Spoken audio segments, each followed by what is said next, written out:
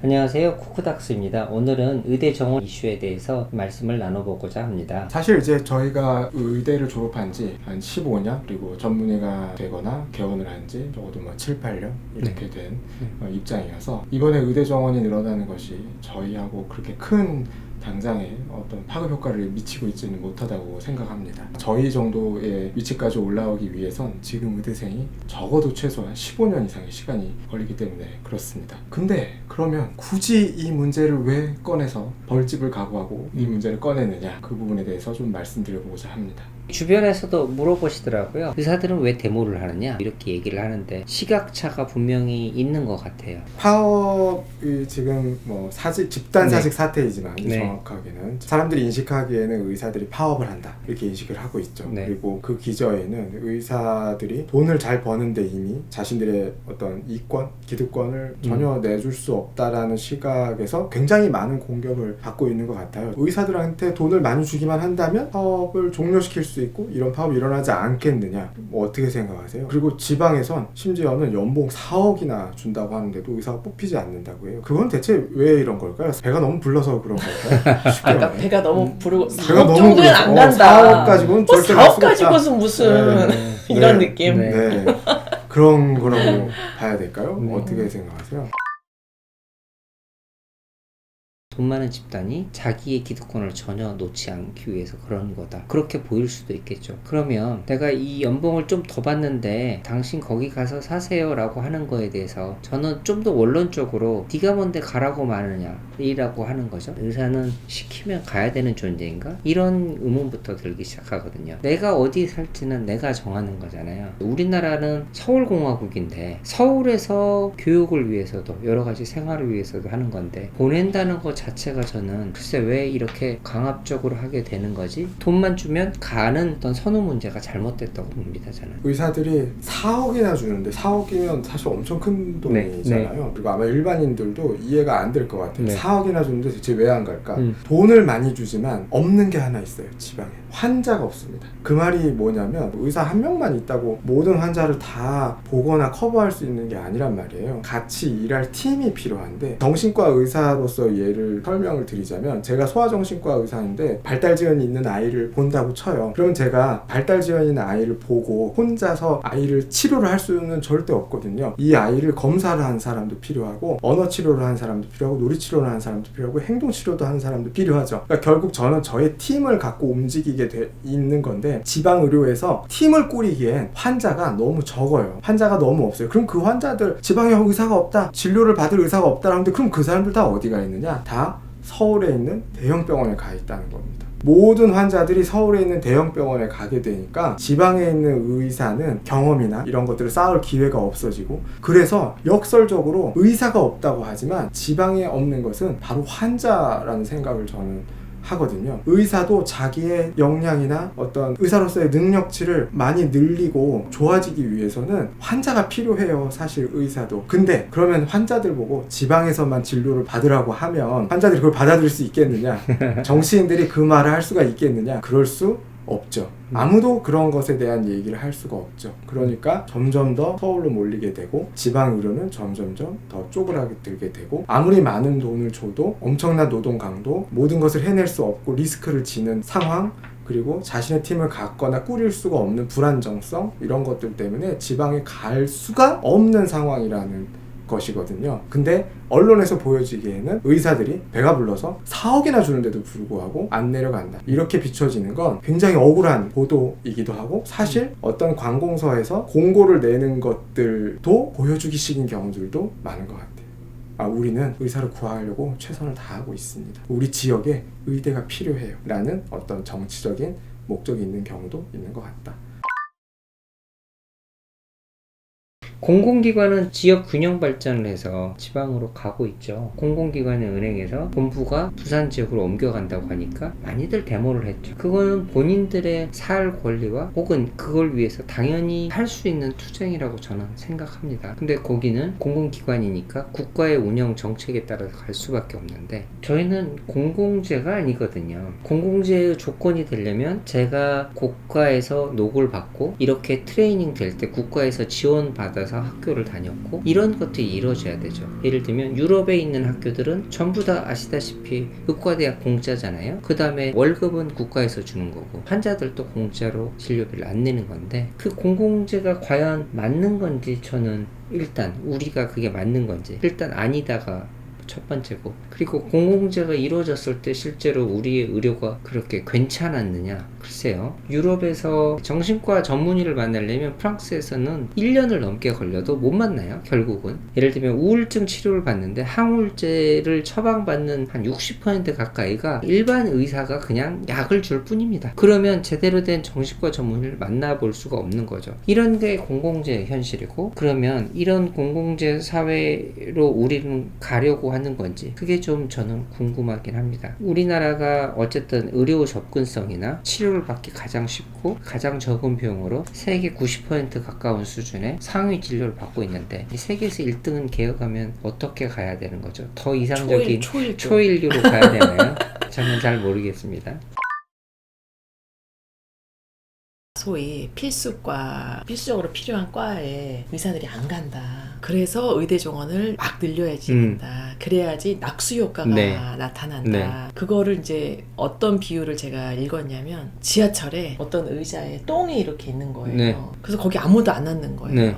그러면 이거를 똥을 치워야지 거기 깨끗하게 치우고 그걸 이제 청소를 해야지 그 자리에 앉을 건데 지하철에 사람을 계속 넣으면 된다. 누군가는 어쩔 수 없이 밀려서 거기 앉을 수밖에 없다. 정말 어쩔 수 없이 밀려서 낙수 효과로 정말로 소위 필수과를 하겠느냐. 저희 의사들은 그게 당연히 아니라는 걸 다 알 것 같거든요.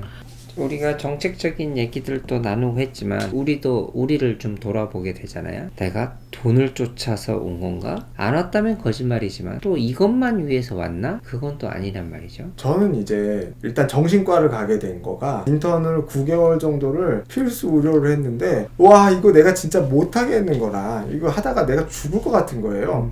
잠도 못 자지. 일단 체력적으로 버틸 수도 없고 여기 이제 가슴을 열고 심장 수술하는데 들어가요. 근데 들어가는데 어떤 일이 있었냐면 선생님이 이제 수술을 하다가 혈관이 터졌어요. 근데 이제 대동맥이 터지니까 피가 쭉쭉 올라가는데 저기 위에 피가 사람 피가 천장에 닿아요. 펌프처럼 펌핑을 해가지고 막아!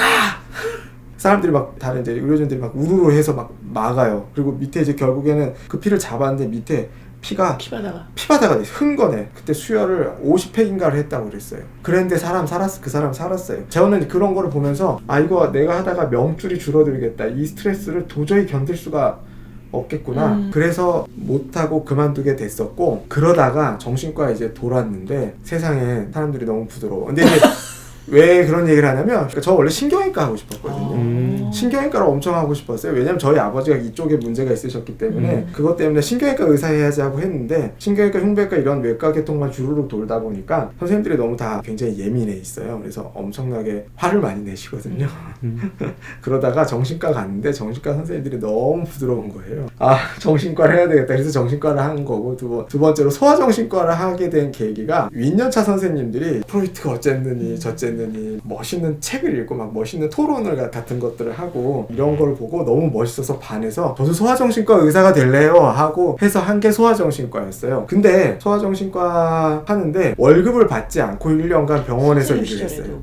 무급펠로우 했어요. 그러니까 즉 그때 당시에는 관행적으로 무급펠로우라는 게 존재했는데 병원에서 진료도 보고요. 병실에서 환자도 보고 당직도 서고 다 해요. 공부도 하고 논문도 쓰고 연구과제도 참석하고 다 하는데 병원에 등록은 되어 있으나 월급은 나오지 않아. 1년간 월급을 받지 못해서 마이너스 통장을 헐어가면서 생활을 했는데 그때 당시가 굉장히 힘들었던 기억이 나거든요. 그럼에도 이건 멋있으니까 해야지. 좀 더 버텨봐야지. 이렇게 하면서 1년을 쳤었어요. 굉장히 힘들었거든요. 그러니까 즉 우리가 무슨 과를 하는 건 저는 그렇게 생각해요. 돈만으로 할 수 있는 거는 절대 아니에요. 그리고 게다가 그 당시에도 정신과는 돈을 굉장히 못 버는 과였어요. 돈을 잘 벌어서 오는 과도 아니고 그리고 심지어는 이제 수련 과정 동안에 월급도 받지 못하면서 일을 했죠. 빚이 쌓이면서. 그러니까 뭔가를 할 때는 그게 좀 미쳐야지 할 수 있는 것 같아요. 나 이거 너무 멋있어. 해보고 싶어. 아마 대부분의 바이탈 하시는 분들, 내과, 외과, 소아과, 산부인과를 하시는 선생님들도 미치기 때문에 하는 것이 가능성이 크다고 봐요. 돈 때문에 한다고 얘기할 수는 절대 없는 것 같아요. 제가 되게 하고 싶었던 거 마지막까지 이렇게 좀 저울질했던 것 중에 하나가 소아과예요. 저도 소아과랑 네. 정신과 중에 되게 고민입니다. 저도 소아과랑 정신과랑 고민하다가, 왜냐면 저는 일단 제가 아기 때부터 아기를 좋아했어요. 엄마 말에 의하면 야 너는 야 3살 때부터 2살짜리 아기 이뻐했다 막 이런 식이에요. 그래서 소아과를 하려고 했어요. 사실 저도 소아과 인턴을 돌 때 마음을 정했어요. 소아과 하지 말아야 되겠다. 왜냐면 육체적으로도 신체적으로도 너무 힘들었지만 그 어머니들의, 보호자들의 그 엄청난 애를 피를 뽑고 있는데 이제 막 생후 20일짜리 애를 피를 뽑아야 되거든요. 그럼 이제 엄마가 옆에서 우는 거예요. 뭐 이런 건 사실 조족지혈이죠. 세발의 피인데도 그러니까 이런 것부터 압박인 거예요. 저희 왜 메이저, 마이너 이렇게 저희 때 나눴잖아요. 20년 전에 학교 다닐 때 내과, 외과, 산부인과, 소아과, 정신과 이렇게 이제 메이저과라고 저희가 이제 불렀는데 이 내외산소 의사들은 돈을 못 벌어서 너무 속상하고 이게 너무 힘들고 그래서 내외산소를 때려치고 이러지 않는다는 걸 저희가 알고 있잖아요. 내외산소를 선택하는 의사들은요 진짜 사명감, 소명감, 자부심 같은 게 되게 대단하잖아요. 그분들은 자기가 좀 표현이 웃길 수도 있는데 참의사라고 생각들을 하시거든요. 진정한 의사고 생명 살리는 의사고 이런 자부심이 있거든요. 그러니까 저과 선생님들은 돈 저렇게 잘 버는데 나는 상대적으로 너무 못 번다 이런 느낌을 가지고 메이저 과를 하지 않아요. 선생님들이 그렇게 과를 절대 정하지 않고 나는 너무 중요한 걸 하고 있고 이걸 통해서 내가 생명을 살리고 있고 그리고 사람들이 나를 진심으로 고마워한다. 난 이렇게 중요한 일을 정말 보람된 일을 하고 있다 라는 의미인 건데 그게 어느 순간부터 다 날아가고 있어요. 열심히 해서 사람 살려놨더니 장애를 일으켰다. 5억 배상해라. 뭐 그 다음에 산부인과 같은 경우에 아무 잘못이 없는데 부과실이지만 배상하라. 판결. 아니 세상에 제가 애를 저는 한 명은 자연분만 하고 한 명은 제왕절개 했거든요. 자연분만 했는데 아니 무슨 10만 원도 안 들었나? 그래요. 저를 자연분만 하기 위해서 간호사들이 너무 몇 명이 필요하고 세상에 의사 선생님들 몇 명이 필요하고 하는데 제왕절개는 뭐예요? 제왕절개는 수술하고 막 수술실 다 마취과 뭐 수술실 간호사 뭐 다 하는데 몇십만 원은 안 됐어요. 그것도 척추 마취. 이것 때문에 조금 들었던 거지. 전 그걸 보면서 막 약간 눈물이 났어요. 이거를 이렇게 내가 병원에 내는 게 맞나? 그럼에도 불구하고 지금까지 돈이 정말 안 되고 너무 힘들어도 자부심 하나로 내가 너무 중요한 걸 한다는 이유로 계속 버틴 분들. 소아과는 말이 뭐예요? 이대 목동병원 교수님 이후로 그 사건 이후로 소아과는 이제 아무도 안 가거든요. 이것 때문에 내외산소를 안 가는 거지. 과연 제 손주가 될 애들을 받아줄 산부인과 의사가 있을까? 얘네들을 치료해줄 소아과 의사가 있을까? 미래에 노년이 되면은 막 뇌출혈을 하고 했을 때 응급의학과에서 지금처럼 이렇게 골든타임 안에 사람을 살려내는 훌륭한 이런 돌아갈까? 너무 정말 암담해요.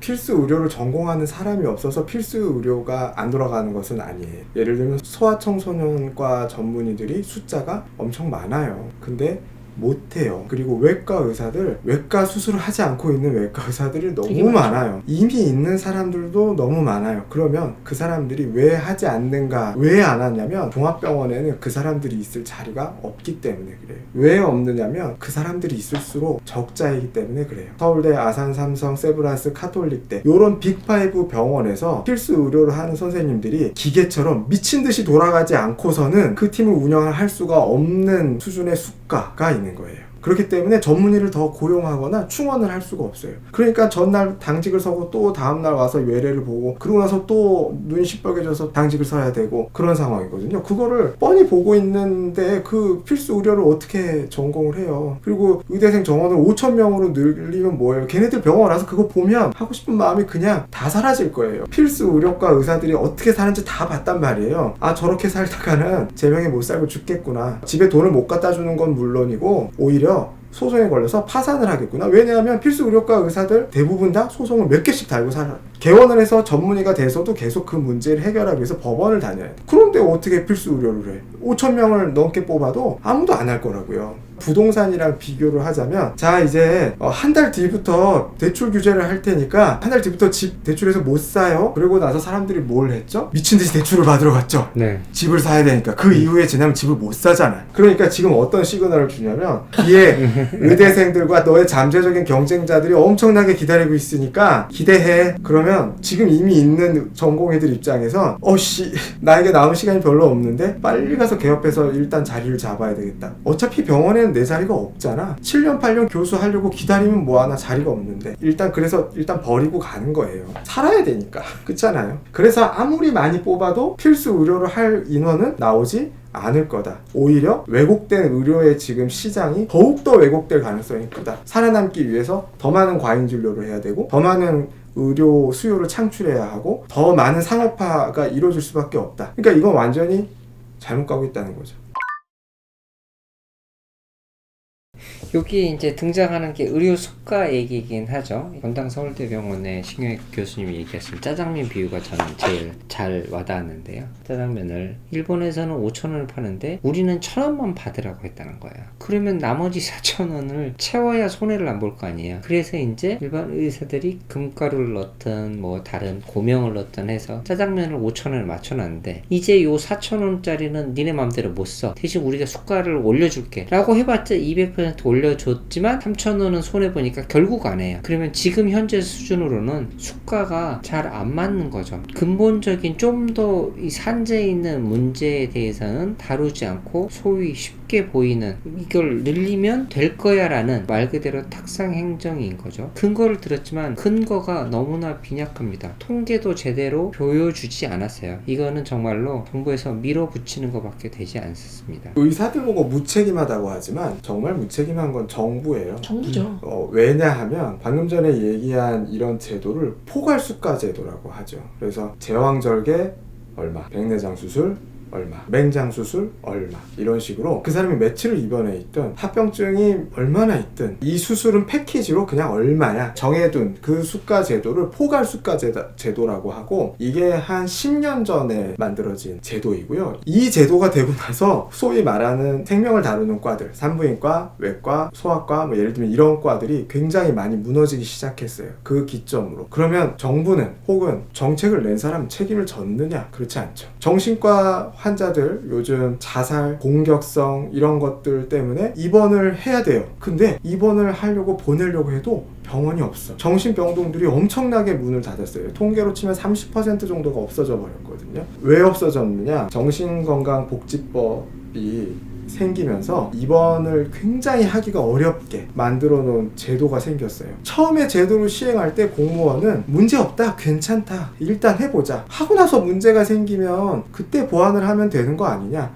그게 2017년이었을 거예요. 그러고 나서 치료를 받지 못한 조현병 환자분이 공격성을 심하게 보여서 많은 사람들이 죽거나 다치게 됐죠. 그러면 국가가 이거에 대해서 책임을 진 적이 있나? 정책을 도입한 사람은 책임을 진 적이 있나? 없다는 거예요. 그러니까 진짜 책임을 안 지고 있는 건 공무원이지 의사가 아니에요. 의사들은 정해진 환경 안에서 일단 이 사람에게 할 수 있는 최대한을 하려고 노력을 하죠. 이게 제도의 문제인데 마치 의사 개인의 인성, 숫자 이런 문제로 바꿔서 프레임을 바꿔버렸다는 게 정말 엉망진창이라는 생각이 드는 거고 이 지금 사태가 제일 저는 안타까운 건 이로 인해서 국민들이 의사를 보는 시각, 의사들이 환자에 대해서 생각하는 시각, 야 인터넷에서 이렇게 의사를 욕하는 사람들이 많다니 내가 진료실에서 보는 사람들 중에 나에게 이렇게 안 좋게 대했던 사람은 아무도 없는데 환자도 역시 마찬가지로 의사가 최선의 치료를 하지 않으면 어떡하지? 인성이 나쁜 사람이면 어떡하지? 하는 이런 불신 이런 것들이 생겨서 의사와 환자 간의 관계를 굉장히 안 좋게 만들고 적대시하게 만들어서 앞으로의 의료 환경을 엉망진창으로 만들었다는 게 가장 화가 나고 짜증이 나는 부분인 것 같아요. 의사는 오히려 소수고 소수가 지금 돈을 많이 번다는 이유로 포장을 돼서 왕따가 되고 있는 상황이 아닌가 싶네요. 저는 이제 뭐 미래 세대에 대한 어떤 얘기를 좀 하고 싶은데 제가 이제 이 문제 때문에 막 논문을 찾아봤는데 이게 결국에 이제 이 의사가 이렇게 많이 필요해졌다라고 하는 근거들이 이제 깔고 있는 것은 고령화 사회가 되면서 의료 이용이 폭증을 할 것이다. 이제 이런 전제 조건을 비치고 있고 사실 이제 그렇죠. 이제 고령화가 되면 의료 이용 횟수가 훨씬 더 많아질 거거든요. 통계를 보면 50대부터 의료 비용이 점점 늘기 시작해서 80대까지 피크를 치고 그 이후부터는 다시 또 줄어들어요. 있어요. 죽기 전까지 엄청난 의료 비용을 쓰다가 가게 되고 노인들의 실제적인 공포는 내가 자녀들에게 짐이 되면 어쩌나 이런 공포가 있잖아요. 그런 노령화 사회에 대한 논문들을 읽어보면 지금 현재 생산인구 1명당 1.13명의 의료 비용을 감당하고 있어요. 근데 약 2050년쯤이 되면 생산인구 1명당 2.6명에 해당하는 의료비를 감당해야 돼요. 즉 국민들이 지금 내고 있는 의료 보험 비용을 적어도 2배 이상은 내야 된다는 얘기거든요. 적어도 2배 이상. 지금은 그나마도 젊은 사람들이 많으니까 의료 비용이 적게 나가는 거예요. 사실은 의료비 지출을 억제를 해야 되는 상황인데 정부의 정책이 그거랑 완전 반대로 가고 있잖아요. 서울 수도권 경기권의 신규 대학병원을 6,600병상을 허가해주고 있고 의사수를 엄청나게 거기에 맞춰서 늘리고 있고 경쟁적으로 병원들이 서로 살기 위해서 사이즈 경쟁을 하고 있는 걸 다 허가를 내줘가지고 그거를 뒤후세 세대의 감당을 어떻게 할 수 있을까? 우리의 아이들 세대에는 얘네들이 한국에서 살면 돈이나 모으면서 살 수는 있을까? 이런 걱정이 들어서 정책의 방향이 완전 반대로 가고 있다. 의사수를 사실은 늘려야 될 게 아니라 정체를 시키거나 혹은 장기적으로 갔을 때 이건 줄여야 되는 게 맞는데 오히려 병원 늘려, 의사 늘려 당장 그게 왜 되느냐? 왜 그럴까? 왜 그럴까에 대해 생각해 봤는데 그게 표가 되기 때문에 그렇거든요. 나이 먹은 사람들에게 표가 되기 때문에 하는 소아과 의사들이 왜 돈을 못 벌고 있느냐? 젊은 사람들은 수가 적으니까 표가 잘 되지 않기 때문에 결국엔 이것도 세대 전쟁이구나 이런 생각이 들 때가 많아요. 완전 잘못된 방향으로 가고 있고 젊은 세대는 점점 더 힘들어지는 방향으로 가고 있어서 이건 사실 의료 제도뿐만이 아니라 사회 전반적인 시스템 자체를 붕괴시킬 가능성이 크다 이런 생각이 많이 들었어요. 우리나라에서 수가 체계라는 게 접근성을 더 중요시 하잖아요. 접근성을 중요시 한다는 건 돈이 없어서 치료를 못 받는 사람이 있으면 안 된다 기본 개념을 갖게 되기 때문에 진찰료나 의사가 직접 하는 것들에 대한 수가가 굉장히 낮게 책정이 되어 있거든요. 우리나라 의료는 극한의 효율성을 추구하는 의료여서 비용을 엄청나게 절감을 해놓은 의료거든요. 대형 병원이면 대형 병원일수록 더욱더 그래요. 그러니까 같은 행위를 계속적으로 반복을 해서 예를 들면 사실은 어느 지경까지 오냐면 저는 아이가 걸어 들어오는 모습만 봐도 얘가 ADHD 아닌지를 알 수가 있을 정도가 돼버려요. 같은 것만 계속 보게 되는 거예요. 혹은 수술하는 의사도 같은 수술을 계속 반복해서 효율을 엄청나게 높여놓은 의료의 형태가 됐거든요. 그 덕에 많이 기다리지 않아도 되고 다른 나라에 비해서 적은 돈을 내고도 어느 정도 질을 담보할 수 있는 의료를 받게 되는 건데 그로 인해서 환자와 의사 간의 유대관계가 굉장히 많이 깨지고 사라지고 그런 치료적인 환경이 교과서적으로 아주 좋게 형성되지 못해버린 그런 상황이라고 생각을 해요. 쉽게 비유하자면 이런 거예요. 미국에서는 아주 좋은 럭셔리하고 힐링되는 그런 환경에서 정신과 의사랑 정말 산책을 하면서 면담을 하고 이렇게 했다. 한 30분 이렇게 했다. 한 50만 원? 100만 원? 이렇게 낼 수가 있거든요. 미국은 휴지를 뽑아주는 비용까지 청구하는 나라예요. 자, 그런데 우리나라는 예를 들어서 저 30분 진료 받고 돈 100만 원 낼 테니까 저랑 같이 좀 이렇게 정원을 좀 걸어주시면 좋겠어요, 의사 선생님. 이렇게 환자가 요청해도 그게 법적으로 불가능하게 돼 있어요. 법에서 막아놨어요. 반드시 정해진 것만 받지 않으면 안 되게 돼 있거든요. 그럼 우리나라가 어떻게 하느냐? 3분 진료, 5분 진료를 하는데 그 대신 3만 원 하면은 어떻게 비슷비슷하게 이 원가 유지하면서 내 생활도 유지하고 할 수 있는 정도는 돼요. 그래서 이거를 다 이렇게 수요 공급 하면서 겨우 수십 년간에 걸쳐서 이거를 어느 정도 불안불안하지만 밸런스는 맞춰놓은 상태예요, 지금. 자, 그런데 여기서 또 하나의 포인트는 뭐냐면 30분당 100만 원 지불해야 되는 의사나 이렇게 3분 진료, 5분 진료 10명, 20명 보기 때문에 실력이 비슷해. 실력에 뒤처지지 않는 게 이게 진짜 핵심인 거예요. 그러니까 최고의 효율이라는 거죠. 근데 그걸 지금 뒤흔들기 시작한 거예요. 이게 다시 되돌아올 수 있을까요? 의사 숫자가 엄청나게 많이 늘어나게 되면 사실 의사 개개인의 숙달도는 앞으로 더 떨어질 가능성이 크죠. 사실은 숙달도가 떨어지게 되고 한국 의료의 어떤 현재로서의 갖고 있는 질적인 목표가 예전보다 하향화될 가능성은 사실은 더 크다고 봐야 돼요. 코로나 때 뭐 K진료 방역 얘기를 했었잖아요. 우리는 그렇게 많이 죽지 않았잖아요. 유럽은 접근이 안 돼서 유럽에서 많은 고령자들이 죽게 됐죠. 그거는 의사를 볼 수가 없으니까요. 거기는 시스템이 공무원이고 하루에 정해진 숫자만 보니까 접근을 할 수가 없는 거죠. 지인이 유럽에서 코로나 걸려서 죽을 뻔했답니다. 죽기 전까지 기다려라는 게 답이 왔다고 그래서 정말로. 제가 소아 케이스 영국에 계신 선생님한테 슈퍼비전을 얼마 전에 다녀왔는데요. 그 선생님이 뭐라고 하셨냐면 자기가 하루에 5명을 본 날이 있었는데 환자 5명을 진료를 한 날이 있었는데 무슨 생각이 들었냐면 그분 한국인이에요. 한국인인데 영국 가서 이제 영국에서 정신과 의사하고 계신 건데 이놈의 나라가 나를 죽이려고 작정을 했나. 선생님 한 50명 이상 보시잖아요. 저 50명은 못 봐요. 저 그렇게 많이 볼 수는 없어요. 제 능력이 안 돼서. 물론 그거보다 적어도 수배 이상은 보죠. 네. 그러니까 한국의 진료 시스템과 외국의 진료 시스템이 완전히 다른데 숫자만 갖고 놓고 OECD보다 숫자가 엄청 적으니까 의사수 늘려야 된다 이렇게 얘기하는 건 완전 어불성설이죠. 과연 이 정도의 의료 정도 수준을 당장 내가 노년이 됐을 때 이 정도의 의료 체계에서 보호를 받을 수 있을까? 내가 의사인데도 이런 걱정을 하는데 조금 더 열린 자세로 토론을 하고 싶은데 아예 우리를 돈만 밝히는 존재로 몰아가고 명령을 따르라라고 해버리니 누가 이 얘기에 대해서 제대로 얘기를 할 수 있겠나요? 저는 지금 이제 필수과다 뭐 이런 것 때문에 이제 문제가 된 건데 간단하다고 생각해요. 내외 산소. 이분들이 열심히 환자 보는 거, 자부심 하나를 잘 지킬 수 있게 제도적으로 보완해주고 원가 보조는 당연히 해줘야 되는 건데 이거는 정말 말도 안 된다. 이거면은 저는 아주 간단한 해결 방식인데 왜 이걸 안 하려고 하는지 저는 정말 의문입니다. 사실 이 문제를 해결하는 건 굉장히 어려운 일일 거라고 생각해요.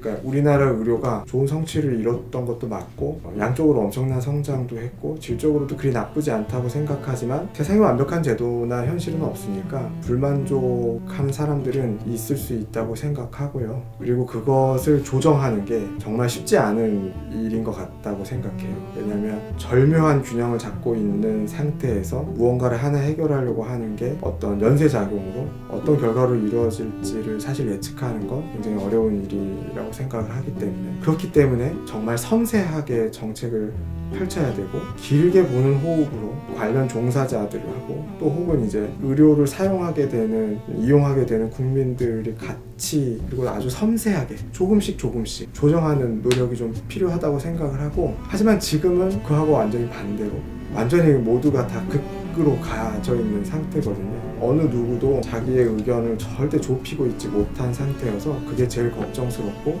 설사 누군가가 원하는 방향으로 결정이 난다고 한들 이런 상태에서는 그 효과를 누리기가 정말 어려울 것 같다. 그래서 제발 국민들이 이 문제에 대해서 조금 더 진지하게 관심을 갖고 차분하게 앞으로 정책을 짜고 대응을 하는 쪽으로 관심을 가져주셨으면 좋겠다. 이렇게 생각을 합니다.